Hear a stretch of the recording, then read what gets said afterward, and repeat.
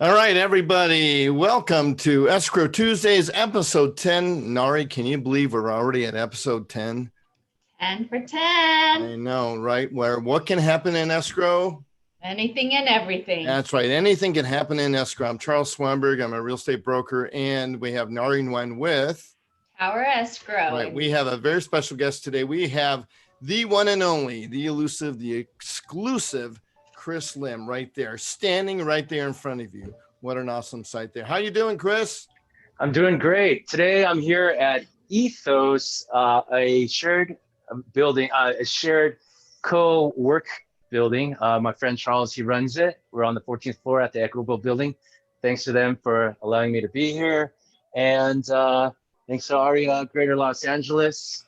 And thank you guys for letting me be on your show. Yeah, it looks like you're at like the Staples Center with all the banners, like the Lakers and whatever won there. So look at that. What a great accomplishment. And congratulations, the incoming, 2021 president of arguably one of the biggest and baddest chapters in all of AREAA land. So congratulations to that. Yeah. So what's been going on, Chris? COVID times, things been kind of normal or just completely upside down? Well, it did affect some of our projects, but not every. We fortunately can continue to do the construction, so that's not so bad. Right. As far as selling properties, we do have less competition. A lot of people aren't trying to show their properties right now. Everyone's afraid of COVID. So with the lack of houses on the market today, it allows us to raise our prices a little bit. Although financing in some cases might be hard as far as the construction, because I'm working on a co-living building in East Hollywood. Getting financing on that has been a little bit of a challenge, but with a higher interest rate, you can get things done anyhow. So. Yeah, interesting, that co-living thing, much more popular maybe in San Francisco or New York, where it's kind of like managed roommates or something, right? I mean, it's kind of an interesting concept where you've got a lot of interesting common area, and then you've got, you got the rooms and stuff. But I think in some cases, right, you have people that like come in and do housekeeping and wash your dishes and stuff, and it's set up like that, right? Yeah, so it's called Hollywood Urban Communities, and projects in East Hollywood. Right. And it's located in between. You got Griffith Park up north. To the east, we got Silver Lake. Got Hollywood, West Hollywood to the left, and south we got downtown Cape Town. It's a great location. It's got high walking score, so good bus and public transit. So I think it'll be fantastic. It's gonna have micro fridges in every single room. Every room is gonna have its own bathroom. Wow, so, your own bathroom, no kidding. Every single room is gonna have it. It's gonna be $1,400, maybe $1,400, and it's gonna have flat panel Roku TVs, brand new bed, brand new everything. Wow. Nice. And we think it's gonna tackle the housing affordability issue that that was a headlining topic prior to COVID taking over the headlines. Right. Well, and the underlying question with all of this that Nari has coming up is, why real estate? Yeah, how did you start? Oh yeah, I mean, I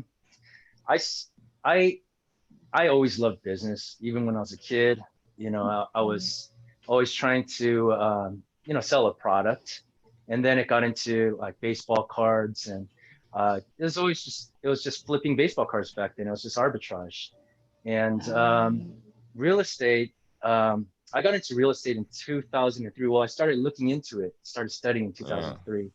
I studied philosophy at school, but I knew philosophy wasn't going to do anything for my career. So I I started studying real estate during my, my midlife college crisis.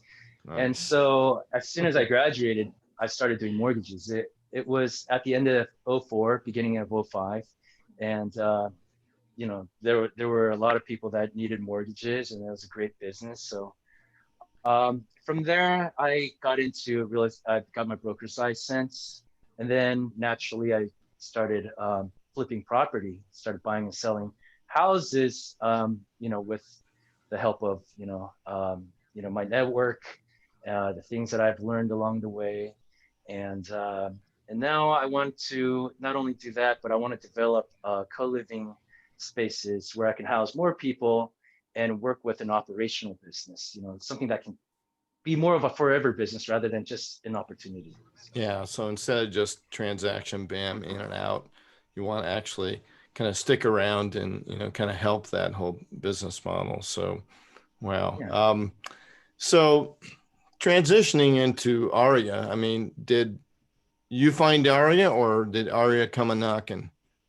I mean, what happened?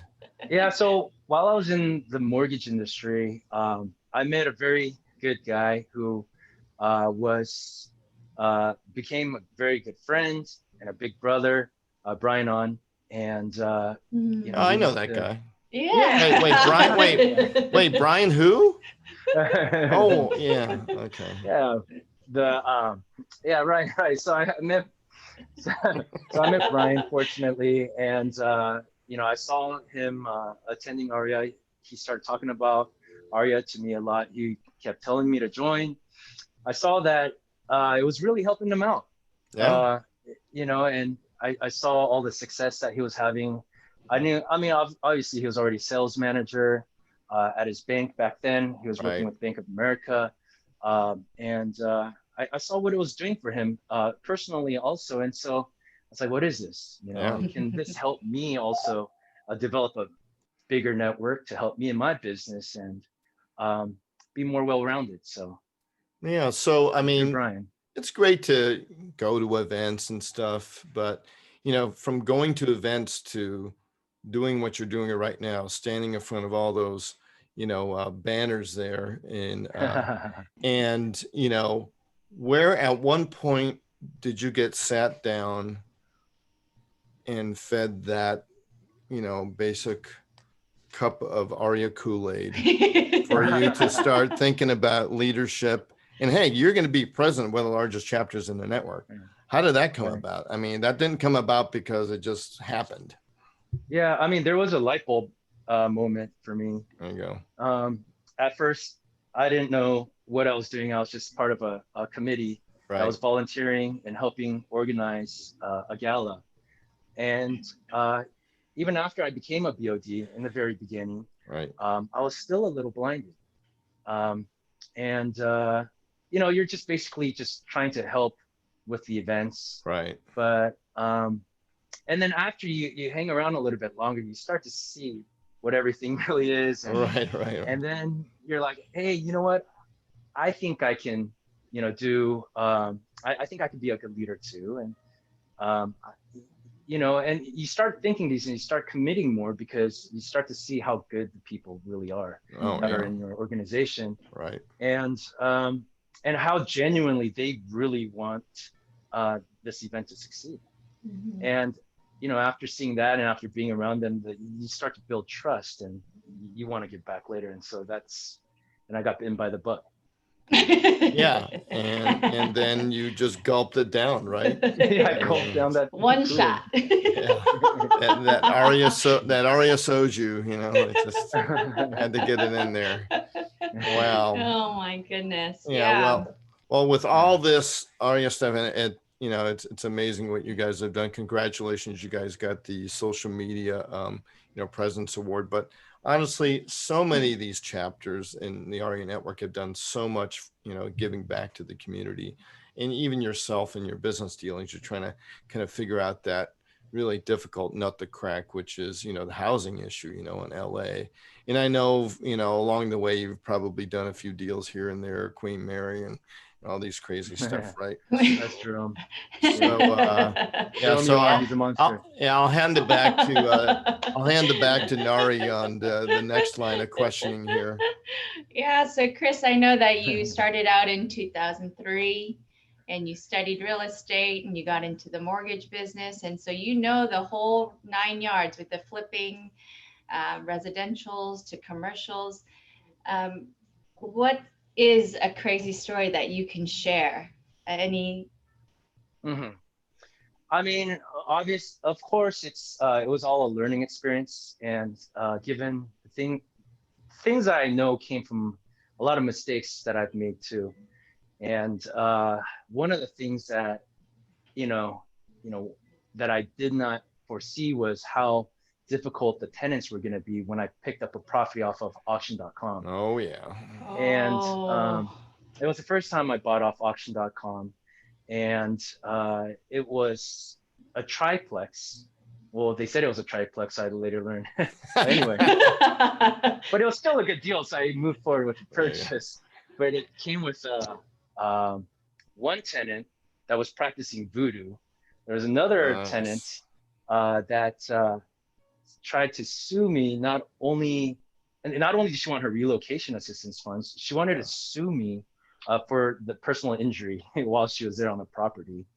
And then the previous owner broke back in after he was locked out by the sheriff, and he was putting up a fight too. So that was really crazy. And that was in East Hollywood, but we turned the lemon into lemonade. Now it's going to be a 30-bedroom co-living project. Wow.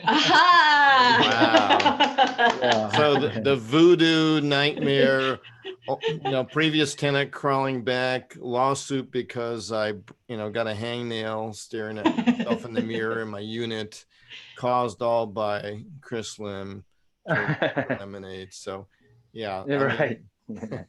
That's freaking awesome, Yeah. How are your challenges with the city and stuff and all of this, especially during COVID? Well, yeah, everything slowed down quite a bit. A lot of the meetings with them is by appointment only. So it slowed things down, but, we're still pressing on. Our permits, were supposed to come quite some time ago, several months ago. Yeah. Now we're saying, hey, it should be here this week. So probably by next week we'll receive them. All right. So yeah, we're moving forward. That's cool. All right. So what we're going to do now is we're going to I'm going to share my screen. We're going to get to the secret of, when I see Chris's secrets of success here. And that is, hang on here, what's going on with the share? There we go. All right. You seen this, Nari? Yes, yes. All right. Look at those beautiful people. Amazing. All right. So we're going to get into, of course, anything can happen in escrow.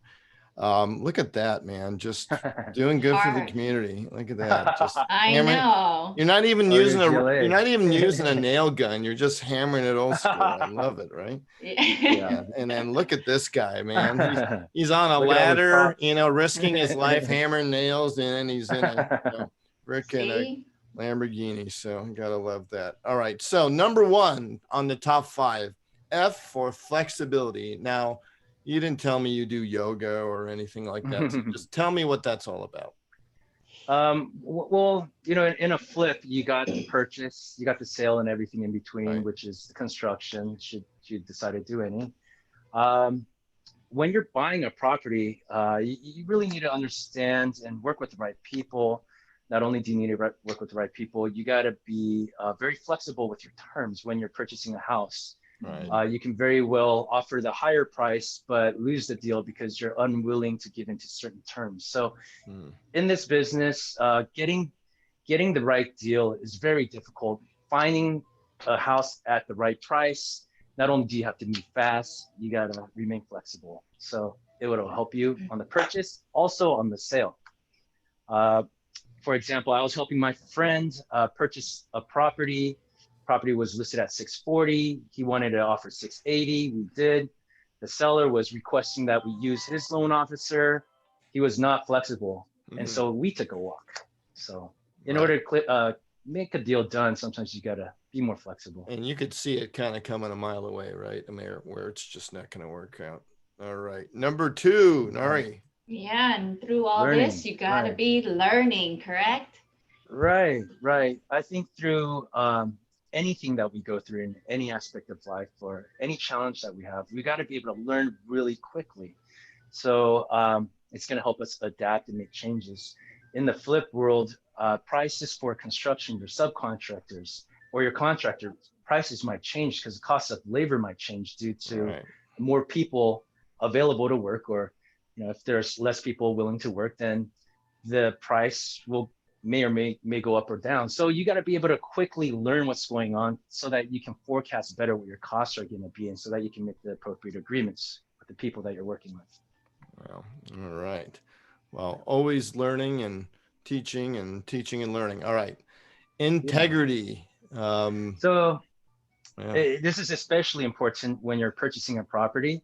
It's going to keep you out of trouble. So when you're placing an offer, you want to indicate what your intentions are. So you want to disclose and be fully transparent. You want to say, my intention is to purchase this property and to rehab it and to resell it for a profit after 90 days, or whatever your intention might be. Right. So that's going to keep you out of trouble. In addition, when you're working with brokers, if you go into contract on a purchase, Right. make sure the offer that you submit that you're ready to perform on. Because if you go into contract and you do not perform, you're gonna create a bad reputation, and deals will not come word gets your way. around, right? Yeah. Oh, this guy Chris, man, always closes on time.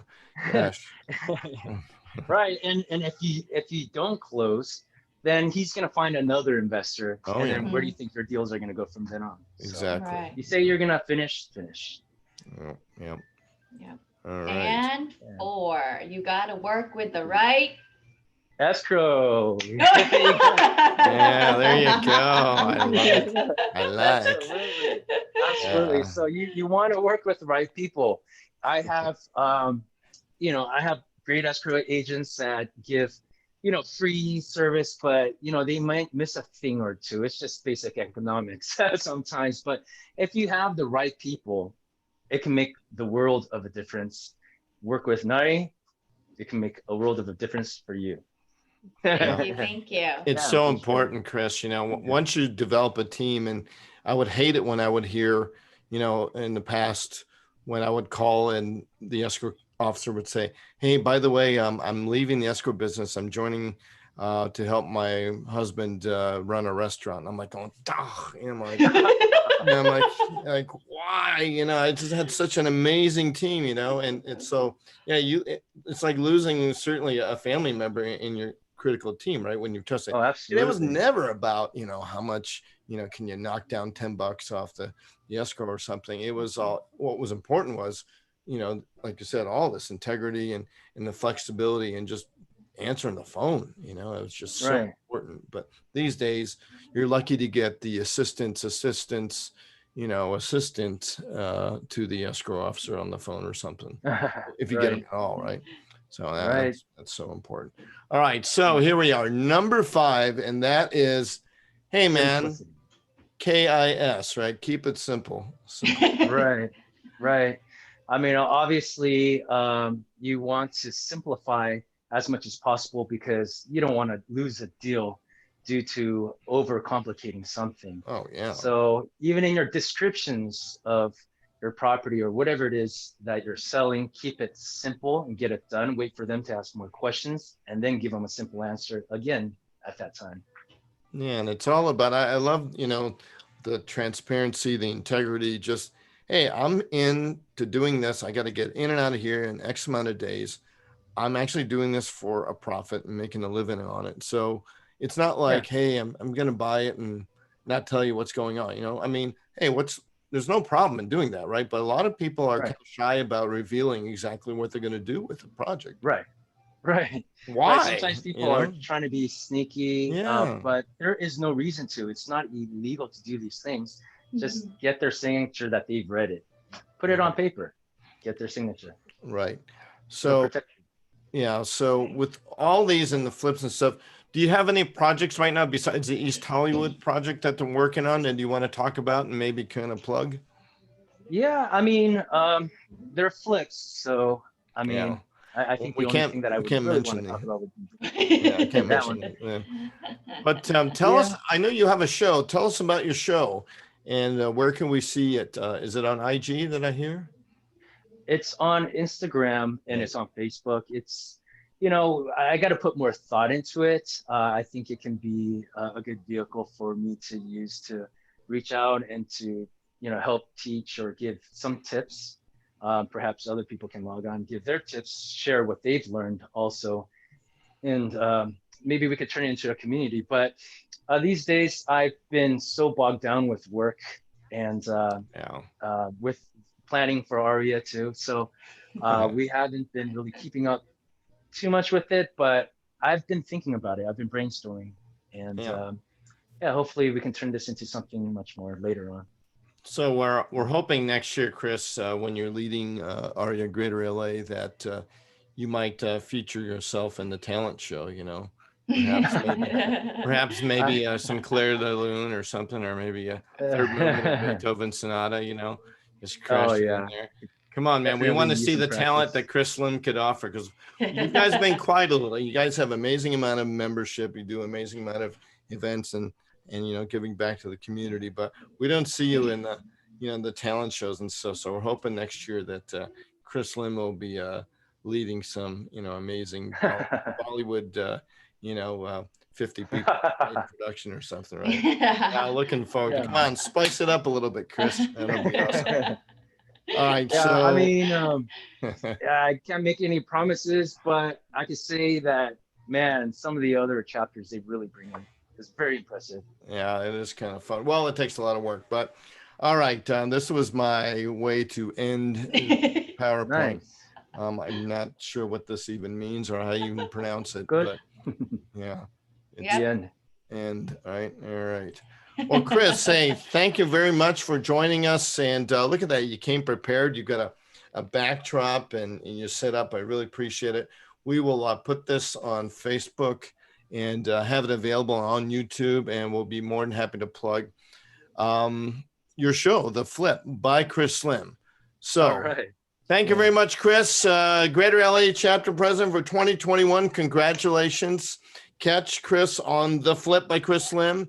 And next week on Escrow Tuesdays, on the 27th, we are going to have Pam Lynn, and she is all about staging. And so, you know, that's always an important part of it. These days, you've got to stage everything. You just can't leave it vacant.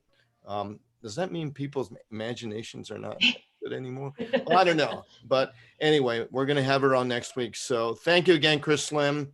Best of luck for you on your flips and your presidency at Greater LA for 2021. Nari, I think we're calling it a wrap. Yep, we're wrapping it up. Thank you, Chris. Thank you, Chris. Thank you. Take care, you guys. Thanks, Big wave to Sean. everybody. Thanks, All right. Thanks to Frankie for all this. All right. See you guys.